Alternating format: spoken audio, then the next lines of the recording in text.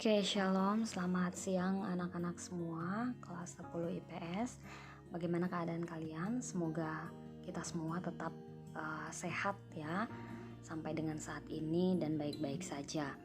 Oke anak-anak, baik, kita akan masuk ke materi kita, dinamika planet bumi sebagai ruang kehidupan. Ya, dan subbab materi yang akan kita pelajari, kita akan mempelajari dua hal, yaitu yang pertama yaitu teori terbentuknya jagat raya, dan kedua teori terbentuknya tata surya. Baik anak-anak, mari kita mulai. Yang pertama yaitu jagat raya. Oke anak-anak, istilah lain dari jagat raya adalah alam semesta ya, atau the universe. Dan pengertiannya sendiri adalah ruangan yang meluas ke segala arah, atau dikatakan tadi alam semesta yang terdiri dari ribuan galaksi dan bintang-bintang.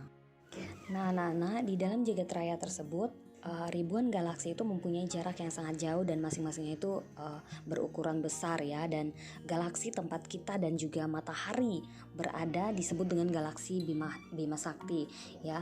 Nah, galaksi, bintang ya, kemudian matahari, apalagi nebula, planet, meteor, komet, bulan, itu hanyalah sebagian kecil ya anak-anak dari materi di jagat raya yang dikenal oleh manusia yang hidup di bumi ya.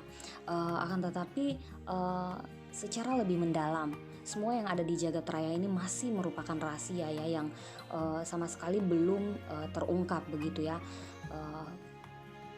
Kenapa demikian ya? Karena kita tahu bersama ya bahwa hal ini disebabkan tingkat ilmu pengetahuan dan teknologi yang dimiliki oleh manusia dalam mengungkap rahasia alam semesta itu masih sangat terbatas. Kita bisa melihat bahwa betapa terbatasnya kita sebagai manusia. Kita berusaha ya, atau memiliki keinginan untuk mencari tahu alam semesta yang Tuhan ciptakan bagi setiap kita, tetapi kita tidak akan pernah mampu untuk mengetahui secara pasti ya tentang kebesarannya Allah. Dari sini kita bisa melihat betapa Tuhan kita itu luar biasa ya, karena Dia menciptakan segala sistem yang ada di alam semesta ini dengan sangat detail ya, dan tanpa ada kesalahan. Nah, jadi anak-anak, kalau misalnya kita mau mengurutkan ya, yang paling kecil itu adalah tata surya ya. Nah, tata surya adalah kumpulan dari bintang-bintang dan juga beberapa planet ya. Sedangkan galaksi itu adalah kumpulan dari beberapa tata surya. Dan yang lebih luas lagi atau lebih besar lagi yaitu jagat raya atau alam semesta, yang merupakan kumpulan dari beberapa galaksi. Ya, nah di sini kita bisa melihat betapa besarnya jagat raya itu. Nah, baik anak-anak, kita masuk ke sub materi yang berikutnya, yaitu teori terbentuknya jagat raya. Nah, di sini ada tiga teori dari terbentuknya jagat raya. Yang pertama ada teori mengembang dan memapat atau osilasi. Yang kedua ada teori keadaan tetap atau steady state.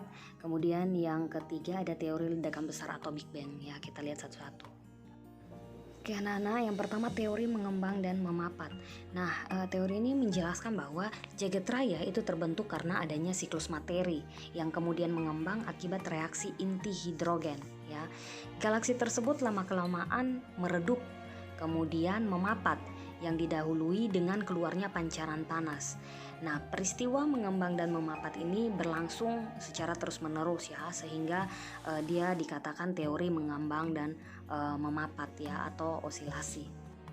Nah, kemudian yang kedua itu ada teori keadaan tetap ya, atau steady state. Nah, pada teori ini dia katakan bahwa alam semesta itu tetap sama ya sepanjang waktu ya, tidak ada penambahan maupun pengurangan ya. Nah, kita masuk ke teori yang terakhir dari terbentuknya jagat raya ya. Yang ketiga yaitu adalah teori ledakan besar atau Big Bang. Nah, teori ini dia mengatakan bahwa galaksi itu berasal dari massa tunggal yang menyimpan suhu dan energi yang tinggi sehingga menimbulkan ledakan yang maha dahsyat. Dan istilah Big Bang ini pertama kali dikemukakan oleh Fred ya pada tahun 1949 ya. Dan anak-anak, kebanyakan ilmuwan itu mereka mulai menerima bahwa teori ledakan dahsyat ini benar-benar pernah terjadi ya. Jadi tetapi kita sebagai orang percaya kita harus melihat lagi kembali kembali kepada sumber kebenaran kita, ya, yaitu firman Tuhan. Oke anak-anak, selanjutnya kita masuk pada teori terbentuknya tata surya. Nah, di sini ada 5 teori, ya. Yang pertama ada teori nebula atau kabut, kedua teori awan debu atau protoplanet, kemudian ketiga teori pasang surut, yang keempat teori planetesimal, dan kelima yaitu teori bintang kembar. Mari kita lihat satu-satu ya anak-anak. Baik anak-anak, yang pertama yaitu adalah teori nebula atau kabut. Nah, teori ini pertama kali dikemukakan oleh Immanuel Kant ya pada tahun 1775 anak-anak, dan kemudian disempurnakan oleh Pierre Marquis de Laplace ya pada tahun 1796, dan oleh karena itu teori ini dia dikenal dengan nebula ya. Nebula Kant Laplace. Nah, anak-anak, di sini dikatakan bahwa proses terbentuknya tata surya itu adalah yang pertama gumpalan kabut yang berputar-putar perlahan-lahan ya, kemudian bagian tengah kabut itu lama-kelamaan menjadi gumpalan gas yang kemudian menjadi matahari, sehingga bagian kabut yang ada di sekitarnya itu kemudian menjadi planet-planet dan satelit. Nah anak-anak, baik kita lanjutkan lagi ya. Teori yang berikut adalah teori protoplanet atau awan debu. Nah, ini dikemukakan oleh seorang ahli astronomi ya dari Jerman yang bernama Carl, dan itu terjadi pada tahun 1940. Kemudian disempurnakan oleh Gerard P. Kuiper di tahun 1950. Dan teori ini dia mengatakan bahwa tata surya terjadi akibat adanya pemanfaatan gas, awan gas dan debu yang terdapat di ruang antar bintang. Kemudian partikel-partikel debu tertarik menuju pusat awan dan membentuk bola yang berputar. Lama-kelamaan bola berubah menjadi cakram, dan cakram terus berputar sehingga bagian tepi terlempar keluar dan membeku menjadi planet-planet dan asteroid. Nah, anak-anak, selanjutnya yang ketiga yaitu teori planetesimal ya, yang dikemukakan oleh Thomas C. Chamberlain yang adalah seorang ahli geologi, dan juga Forrest R. Moulton yang adalah seorang ahli astronomi, dan keduanya ini adalah ilmuwan Amerika ya. Mereka mengemukakan tentang teori planetesimal ya. Menurut teori ini bahwa ada sebuah bintang yang berpapasan dengan matahari pada jarak yang tidak terlalu jauh. Sebagian massa matahari tertarik ke arah bintang tersebut. Kemudian pada waktu bintang itu menjauh, sebagian dari massa matahari jatuh kembali ke permukaan matahari, dan sebagiannya lagi terhambur ke ruang angkasa di sekitar matahari ya. Lalu bagian dari matahari tersebut dinamakan planetesimal yang kemudian menjadi planet-planet dan beredar pada orbitnya. Oke anak-anak, baik kita lanjut ke teori yang keempat ya, yaitu teori pasang surut ya. Teori ini dikemukakan oleh Sir James Jeans dan juga Harold Jeffreys. Keduanya ini adalah ilmuwan asal Inggris. Nah anak-anak, teori ini dia tidak terlalu beda jauh dengan teori sebelumnya yang telah kita pelajari, yaitu teori planetesimal ya. Nah, di teori ini dia katakan bahwa materi yang tertarik dalam bentuk gas dan mendingin menjadi bola cair, dan selanjutnya memadat menjadi benda luar angkasa. Nah, anak-anak, pada teori pasang surut ini ya prosesnya itu sebenarnya sama ya dengan teori yang sebelumnya, yaitu teori planetesimal. Cuman ya bedanya itu adalah kalau di dalam teori pasang surut ini dia katakan bahwa yang berada di paling tengah itu adalah planet yang paling besar ya. Jadi kalau misalnya di sistem tata surya kita planet yang paling besar adalah Jupiter ya, maka planet Jupiter yang berada pada tengah ya. Oke anak-anak, teori yang terakhir ya yaitu adalah teori bintang kembar. Nah, teori ini mengatakan bahwa matahari adalah bintang kembar ya. Jadi ada 2 matahari ya. Kemudian salah satu bintang meledak dan pecahannya itu mendingin dan membentuk planet-planet dan satelit. Kemudian bagian yang terpecah itu dia akhirnya mengorbit pada matahari yang masih utuh. Nah, Nana, sekian ya pertemuan kita di hari ini. Sebelum Bella menutupnya, Ibu akan memberikan materi tambahan ya untuk menambah lagi pengetahuan kalian, dan di samping itu ada materi tambahan tentang anggota dari tata surya ya di akhir videonya. Oke, selamat menyaksikan anak-anak.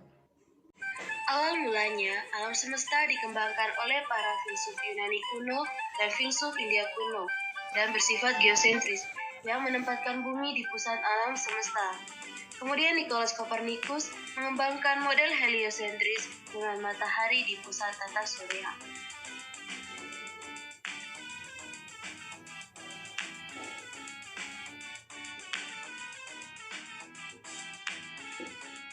Jagat raya merupakan alam semesta yang sangat luas dan tidak terukur, terdiri atas berjuta benda angkasa dan kabut gas, yang kemudian tersusun menjadi gugusan bintang.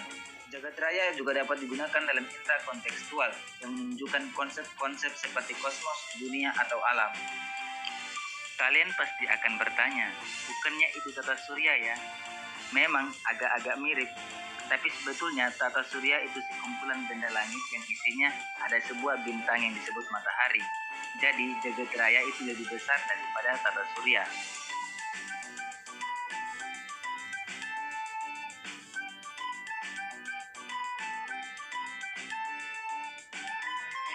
Yang pertama, teori ledakan besar atau teori Big Bang.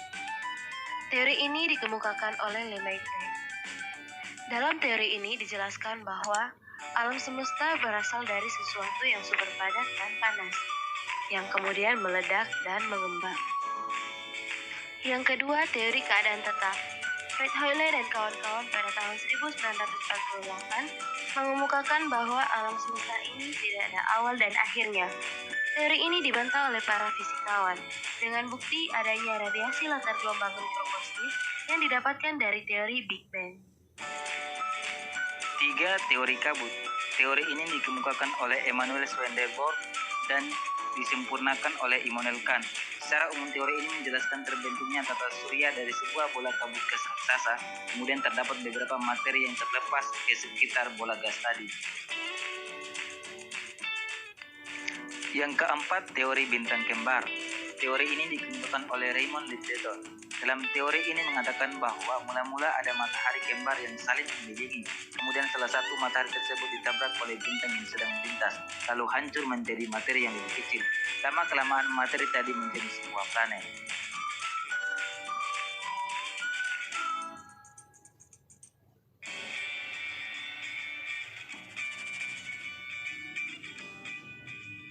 Teori-teori pembentukan tata surya.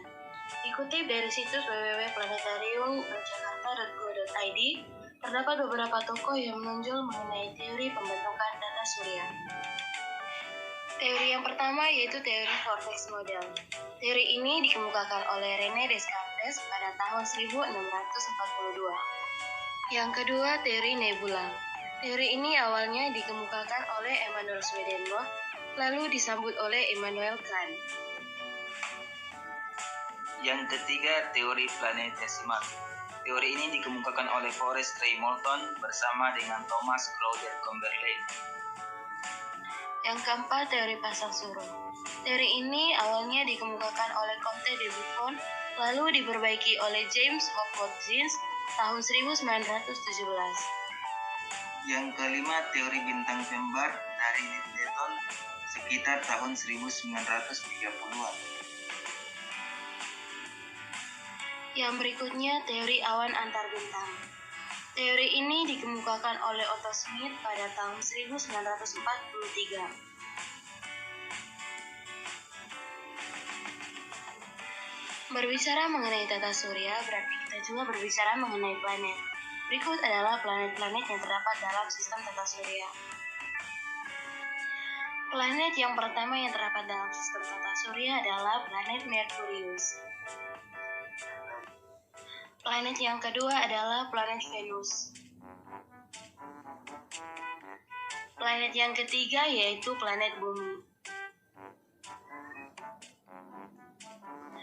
Planet yang keempat yang terdapat dalam tata surya adalah planet Mars. Planet yang kelima adalah planet Jupiter.